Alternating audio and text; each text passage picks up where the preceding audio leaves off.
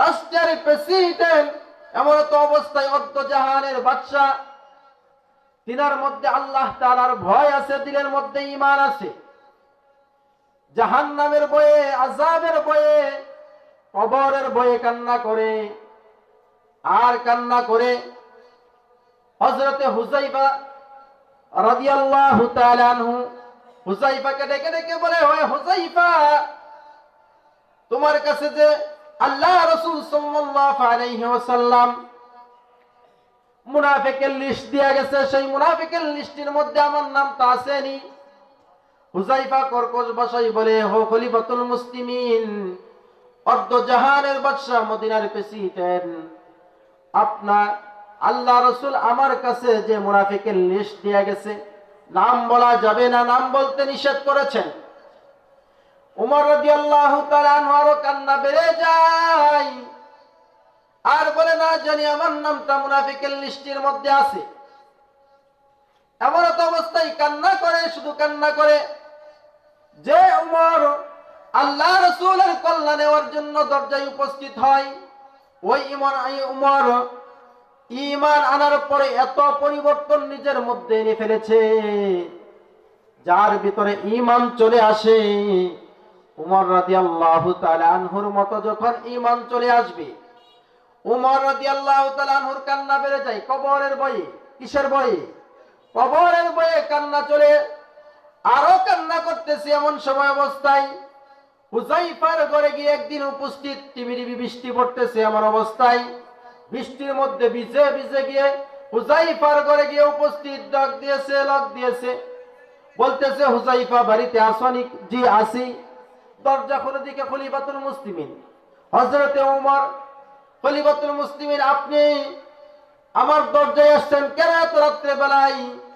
বলে, হুযায়ফা রে, আমার তো প্রয়োজন তোমার কাছে আসার, এজন্যই আমি এসেছি। তোমাকে আমি বলি, ও হুযায়ফা, আজকে রাত্রি যদি আমি ইন্তেকাল করি, তুমি আমার জানাজার নামাজ পড়বানি? হুযায়ফা রাদিয়াল্লাহু তাআলা আনহু খলিফাতুল মুসলিমিন হযরতে ওমর রাদিয়াল্লাহু তাআলা আনহুকে ডেকে ডেকে বলে, ও খলিফা, বর্তমান জামানায়, বর্তমান সময়ে আপনি যদি ইন্তেকাল করেন, আপনার জানাজার নামাজ পড়ব না, তে কার জানাজার নামাজ পড়ব?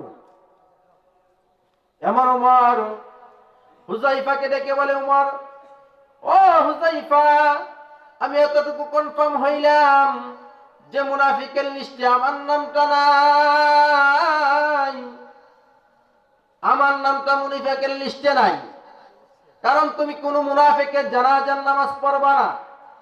আল্লাহ রাসূল সাল্লাল্লাহু আলাইহি সাল্লামের নিষেধ, তুমি কোন মুনাফিকের জানাজার নামাজের মধ্যে উপস্থিত হইবা না। আমি এতটুকু কনফার্ম হইলাম যে তুমি আমার উমরের নামটা মুনাফিকের লিস্টে নাই। কিন্তু দেখা যায় ইতিহাসের মধ্যে, সিরাতের মধ্যে পাওয়া যায় যে এই সকল সাহাবী স্বর্ণযুগের মানুষ ছিলেন, তবুও তারা কবরের ভয়ে, হাসরের ভয়ে, ফুলসিরাতের ভয়ে মৃত্যুর আগ মুহূর্ত পর্যন্ত এমন কান্না করেছেন যে কান্নার বদৌলতে আল্লাহ পাক রব্বুল আলামিন তাদেরকে দুনিয়ার জমিনের মধ্যে জান্নাতের সার্টিফিকেট দিয়ে দিয়েছেন। জোরে কান্না সুবহানাল্লাহ। জান্নাতের সার্টিফিকেট পেয়েছে, কবরের ভয়ে কান্না করেছে। ও বাবা, আমি আপনিও তো ইমানদার। কয়দিন রাত্রেবেলা ঘুমাইতে গিয়া মাথার নিচে হাতটুকু বিছাইয়া দিয়া একটু চিন্তা করেছি, এখনই যদি নিঃশ্বাস বন্ধ হয়ে যায়, এই শীতের রাত্রির মধ্যে কত কিছু গায়ে দেওয়ার পরেও শীত করে, আর আমাকে উলঙ্গ অবস্থায় 3 টুকরা কাপড় দিয়া সেই গভীর কবরের মধ্যে রেখে আসবে, কিভাবে সেই জায়গায় থাকবে? কি কামাই করলাম? এই জন্যে বাবা, আমরা তো সহজভাবে নামাজ পড়তে পারি, এই টুপি আমাদের মাঝে সহজভাবে চলে এসেছে, আমাদের কোনো কষ্ট করা লাগে নাই। কষ্ট করেছেন সাহাবায়ে কেরাম, কষ্ট করেছেন আমার আপনার নবী হযরত মুহাম্মদুর রাসূলুল্লাহ, সকলেই বলি সাল্লাল্লাহু আলাইহি ওয়াসাল্লাম। কষ্ট করেছেন সাহাবায়ে কেরাম, তাবেঈন, আমাদের আকাবির বুজুর্গানে দ্বীন, তিনারা কষ্ট করেছেন।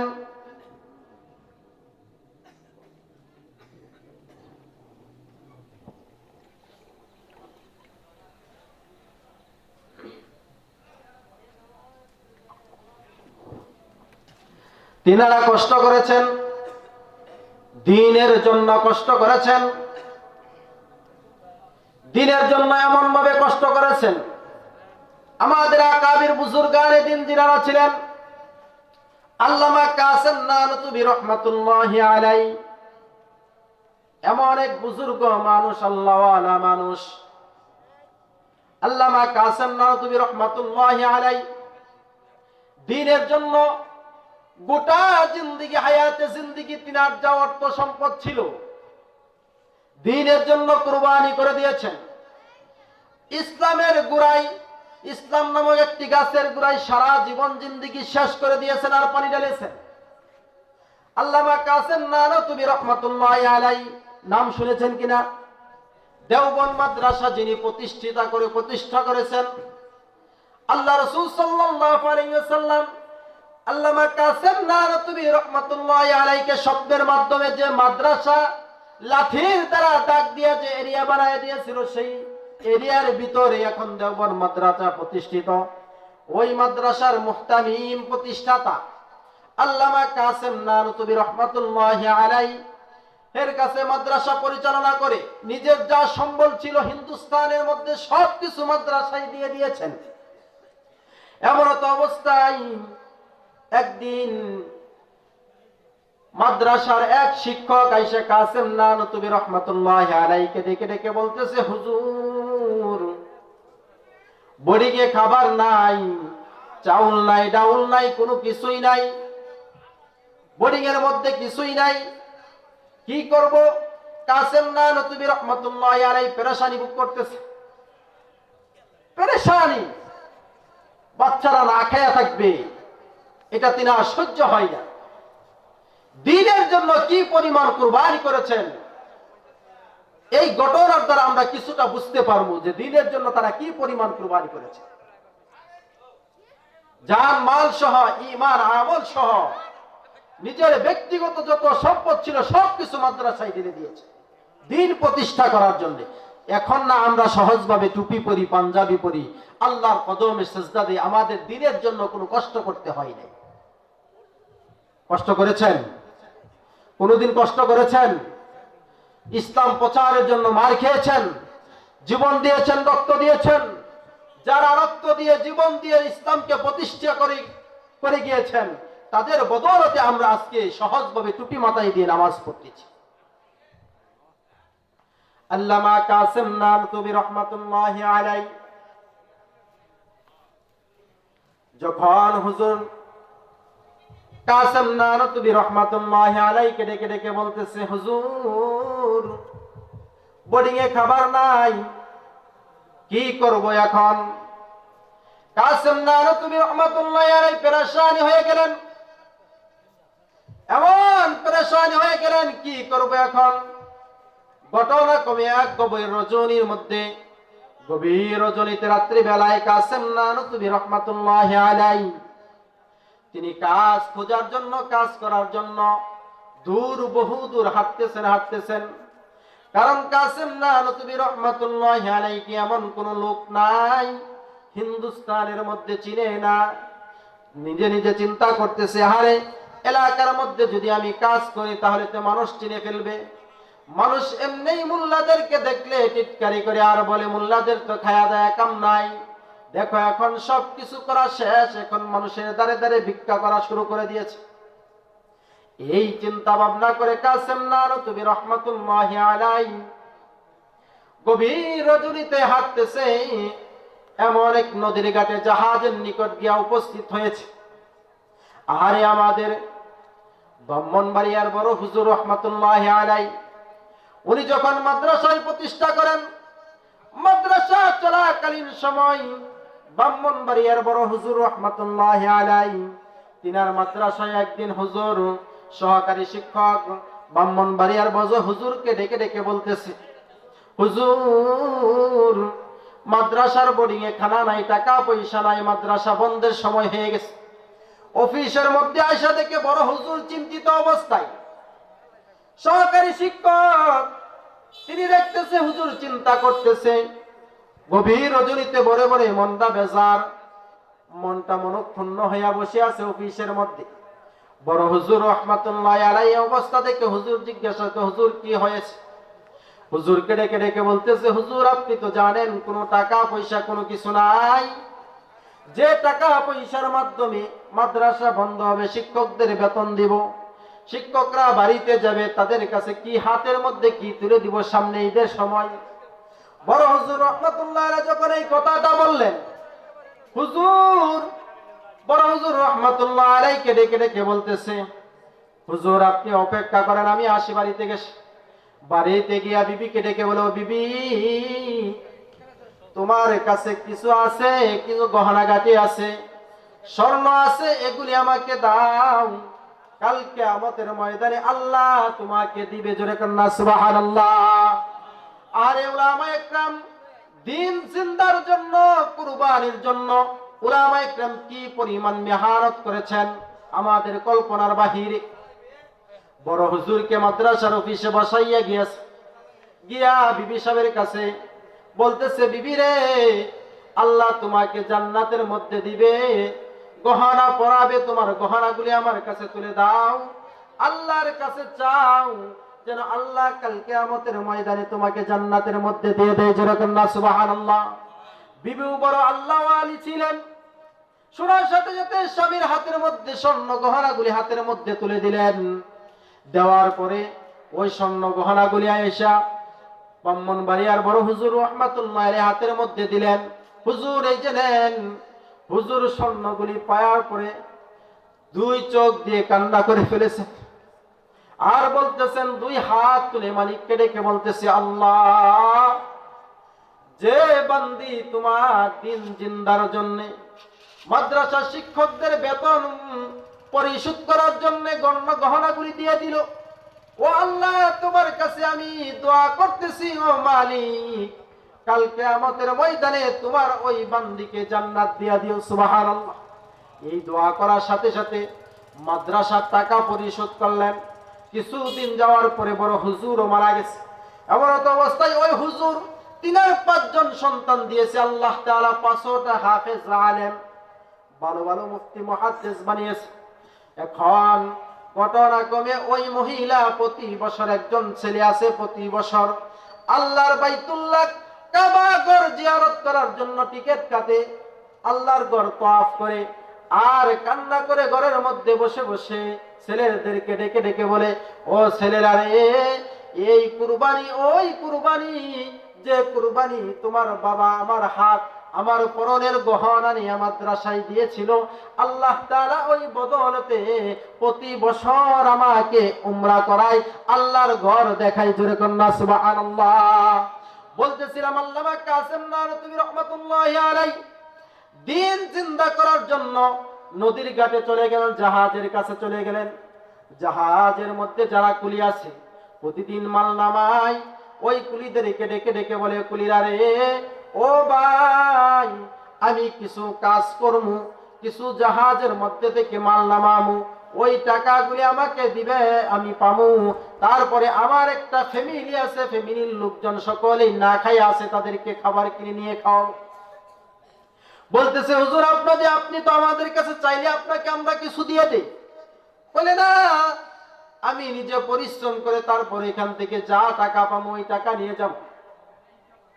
বলতেছে, এখন যে জাহাজটা আসবে, এই জাহাজ থেকে আমরা কোনো মাল সামানা আমরা নিজে বহন করব না, নামাবো না, যত মাল সামানা এই জাহাজের মধ্যে আসবে আপনাকে আমরা দিয়ে দিলাম, আপনি নামিয়ে তারপরে টাকা নিয়ে চলে যাবেন, আপনার ফ্যামিলির জন্য খাবার কিনবেন।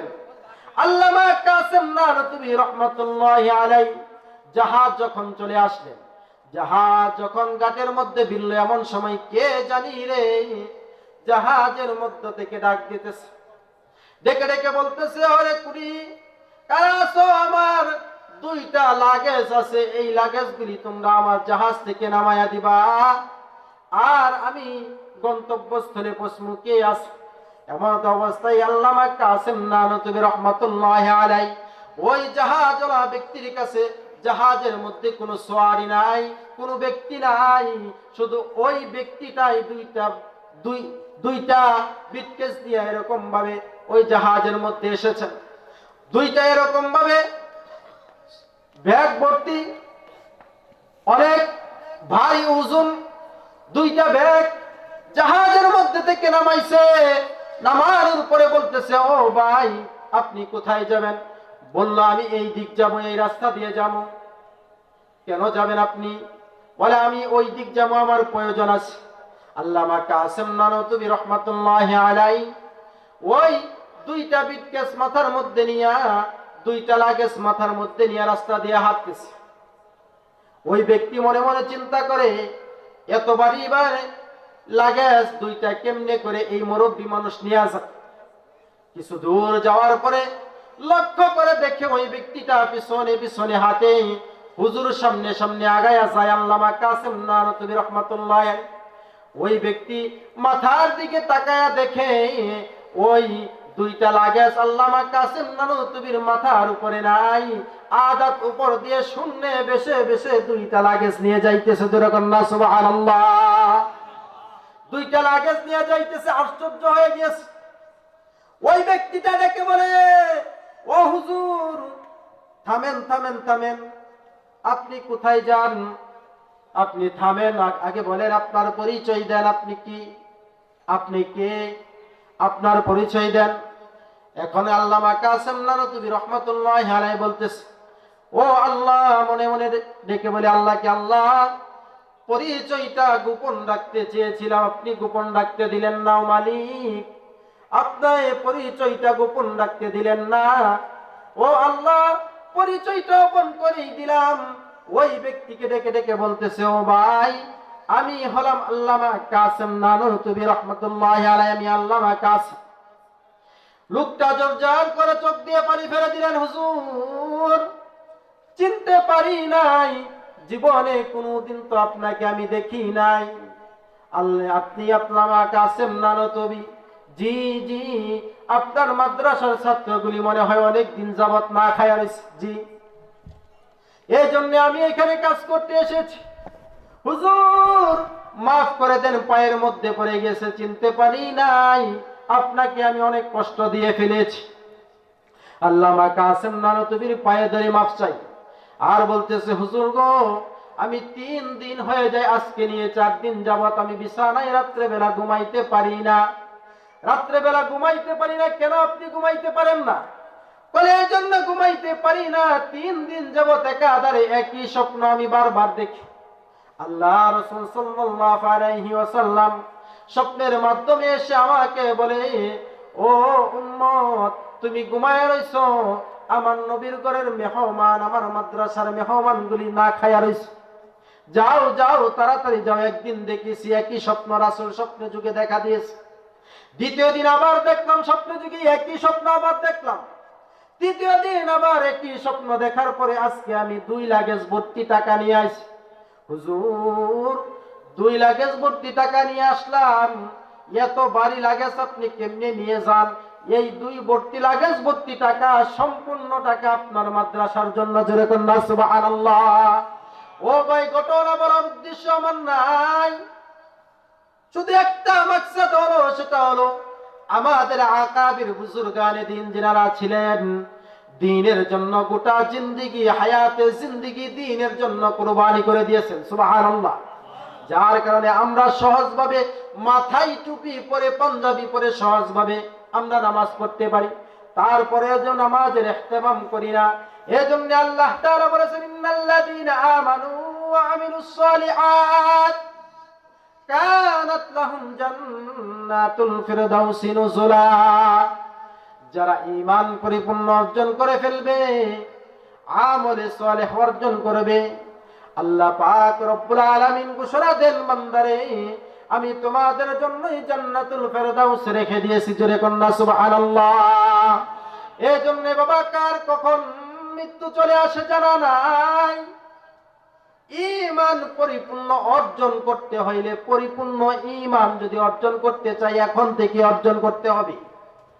আল্লাহ রাসূল সাল্লাল্লাহু আলাইহি ওয়াসাল্লাম হাদিসে পাকের মধ্যে, মানুষের দেহের ভিতরে রোগ হইলে, বিভিন্ন রোগ হয় না, বিভিন্ন রোগ হয়। রোগ হওয়ার পরে আমরা কার কাছে যাই? ডাক্তারের কাছে যাই। ডাক্তারের কাছে যাই কি যাই না?